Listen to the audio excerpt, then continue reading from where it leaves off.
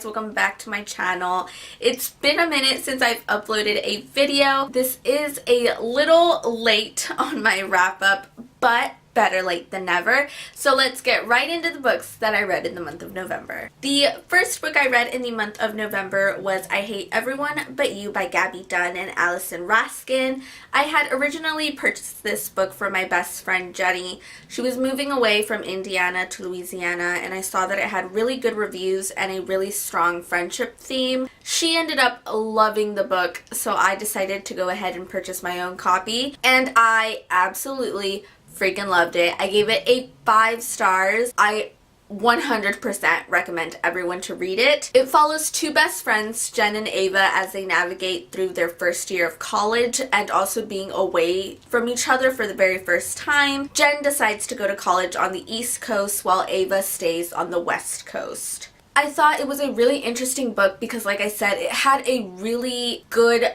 friendship theme. It was really real. They argued, they got mad at each other. I just thought it was a really genuine portrayal of a friendship, and I saw a lot of my own friendship with Jenny in this book. I also really enjoyed the format. It's told through a series of emails and IMs between Jen and Ava, so it made the book go by really quickly. It reminded me a little bit of Illumini, and it actually really made me and Jenny want to email each other because it was just really fun. It also dealt with other themes, not just friendship. We have a main character who is in polyamorous relationships, which means she is in a relationship with more than one person. So Jen is discovering her sexuality, trying to figure out what it is that she wants in her life, and realizing that she's not exactly wanting to be bound by the normal or what's perceived as normal boundaries. Ava is also dealing with some anxiety and OCD issues,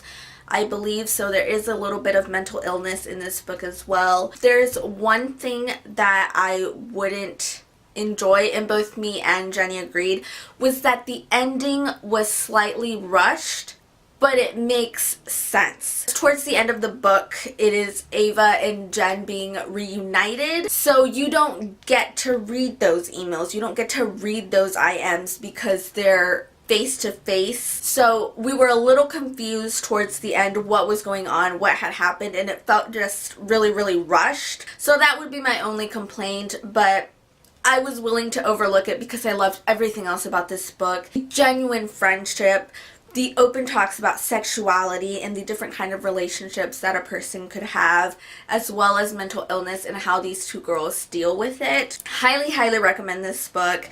I really enjoyed it, and I think all of you would enjoy it as well. The second book I read in the month of November was Shadow of the Fox by Julie Kagawa. I was really hyped for this book. It is the second series that I read by this author. I absolutely loved her Iron Face series, so I was excited to find out what my thoughts would be with this book. I really enjoyed it. I gave it a 4 stars. I didn't love it as much as the Iron Face series, but I still thought it was a really cool premise. So I wrote some notes down because I'm trying to be a little bit more organized in these wrap-ups, so that is why my phone is in my hand. Shadow of the Fox follows a kitsune, or half-fox, half-human girl named Yumeko as she tries her damn hardest to prevent a summoning scroll from falling into the wrong hands. And of course, along the way, as expected, she makes some allies as well as some frenemies. I thought the concept was really cool. I thought the idea of having like an all-powerful dragon who can grant one wish was really interesting. Also, the mystery surrounding the Shadow Clan and Lady Satomi was really just intriguing because you don't get a whole lot of details in this first book, so it's all very much a mystery. I didn't love Yumeko as a main character, not for any big major reason or that she had any flaws. She just kind of rubbed me the wrong way. Like I said, I really liked the main plot. The adventure of it sounded really interesting, but I was a little frustrated or impatient because they kept taking small little detours. They kept going on like these mini adventures that, at least for now in this first book, didn't seem to really affect their main goal So I was a little confused as to why it was added in there. Honestly, the little side adventures, the only thing they really did was, I guess, further prove that Yumeko was a sweet, helpful girl. But other than that, it didn't really help their overall plot. It just kind of delayed. Also, I thought the romance felt forced. Like, I was feeling a slow burn kind of thing, but then at the end, it just kind of all came to a tipping point, and I was kind of left confused as to where these strong feelings came from. I maybe saw the beginnings or the blossomings of a relationship, but for the amount of time that they spent together and the interaction that they had, I was not expecting that much of a strong emotion. So yeah, I was a little annoyed at that romance. But it was still really interesting. Like I said, Lady Satomi was just such a badass character. She was evil to the core, but really freaking intriguing. And the Shadow Clan as well. I'm excited to know more about the Shadow Clan. The ending was left on a really big cliffhanger. I definitely feel with this book, I'm continuing it more for the plot than for the characters. I wouldn't say there's any character that I really connected to or obsessed over other than Lady Satomi, and if you've read this book, that kind of goes out the window. I'm more interested in the plot than the characters, which is really strange since I am all for characters. The next book I read in the month of November was Vicious by V.E. Schwab, and it is my very first Schwab book. I was very ready for this book. I mean, two villains going at each other, that is just the perfect recipe for a 5-star book. I ended up giving this book a 4 stars, not a 5 stars, but I still really enjoyed it, and I still think it's a really interesting read. We have Eli and Victor, one fighting for their twisted concept of righteousness, and the other one fighting for revenge. What I really liked about this book was the pacing. I felt everything was very much straightforward, very set on the goal. It was all moving in a way that it was all going towards that goal, and I thought that was a really pleasant change. After reading Shadow of the Fox, I was really glad to have a book that just got straight to the point and straight down to business. With that being said, I did feel like I didn't know these characters a whole lot. That could just be me.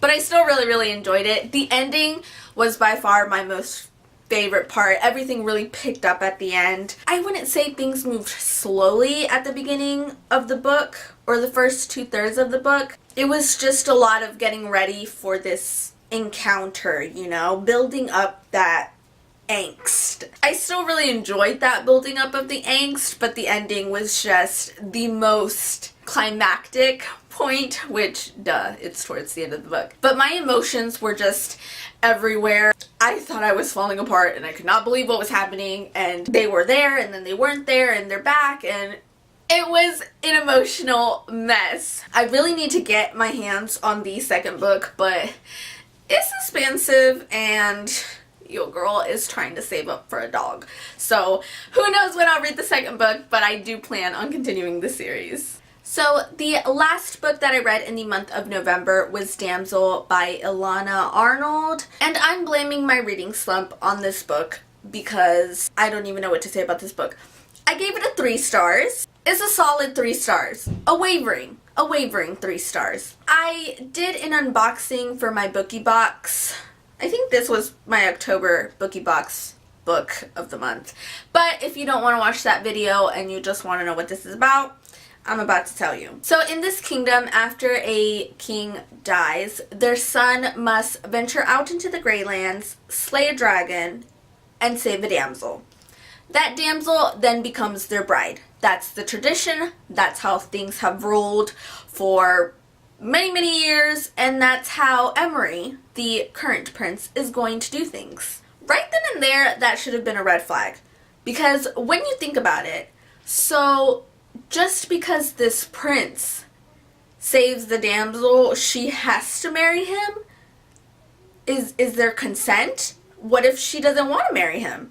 Unfortunately, I did spoil myself a little bit before I actually started the book. I was looking on Goodreads wanting to get a little bit more information about what the book was about, and ended up finding a little spoiler about trigger warnings. What this person had written in their review was trigger warnings or content warnings for sexual abuse, emotional abuse, and animal violence. So I went into this book knowing these things, but I still didn't expect the amount of the content that was going to be in the book. Also, this is marketed as a YA book. After finishing this book, I don't know how the heck it's marketed as a YA book. I don't think it's YA, but you know, to each its own. I'm just saying there's some sensitive topics in this book, and I think you should all be very much aware of that before you go into this book. If you are not in a peaceful or collected mindset, I feel like this could be really, really damaging. I don't want you to think that I hated this book. I didn't hate it. I just had a lot of issues with it. So maybe I should probably start with the things that I did like. The main plot, the main mystery surrounding these damsels and the dragons, I thought was really interesting. I really, really enjoyed that.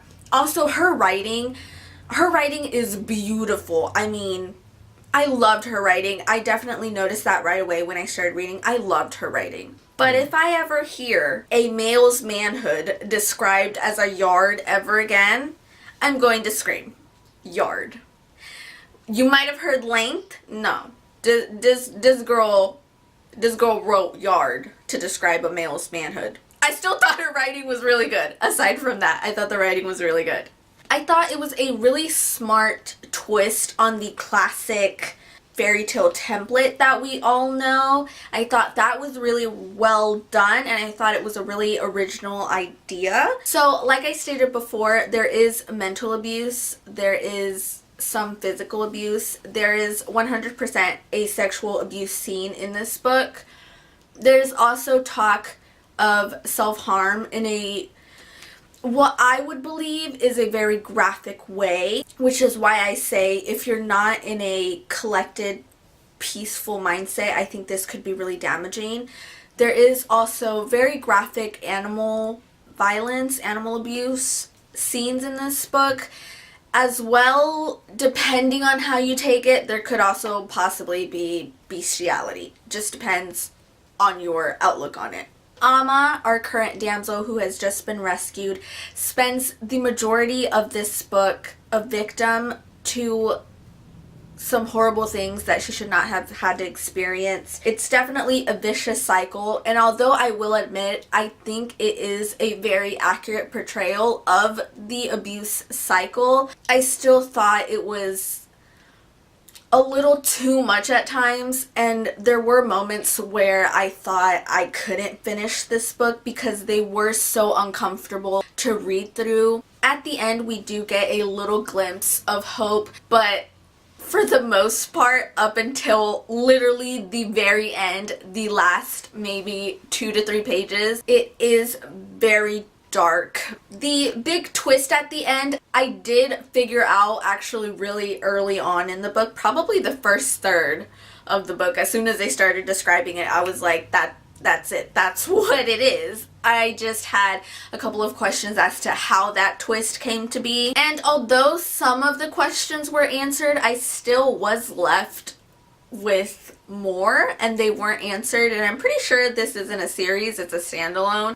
It wasn't perfectly wrapped up. I don't think it was. I was still left with some questions, and definitely if you've read this book, I would love to know your thoughts. If you love this book, if you think that there's something that I missed, definitely let me know. Send me a tweet, send me a DM, leave a comment down below. I want to know your thoughts. I really want to know what other people are thinking about this book, because I was really just left kind of perplexed. Kind of felt like after all of that we went through, my answers still weren't answered. Like I said, I gave this book a 3 stars. Do I recommend it? I wouldn't say I would actively recommend it. It just kind of depends on your mindset. Again, like I said, there are some tough scenes in this book to get through. I don't think I'll be rereading this, honestly. I'll probably be getting rid of it soon. So those were the 4 books that I read in the month of November. I think that's pretty average for me. I think I usually read about 4 to 5 books each month. I mean, it's currently like December 8th and I've read 0 books this month. November's definitely looking like a lot better month than December. Seems like December is definitely going to be a reading slump month. I'm hoping to get through at least 1 book, but who knows if that's gonna happen. If you've read any of these books, leave me your thoughts. I want to know what you think about these books. Reach out to me, tweet me, DM me, whatever. Let's talk books. Thank you so much for watching. My name is Elle. I need to read more books, and I'll see you in next time's video.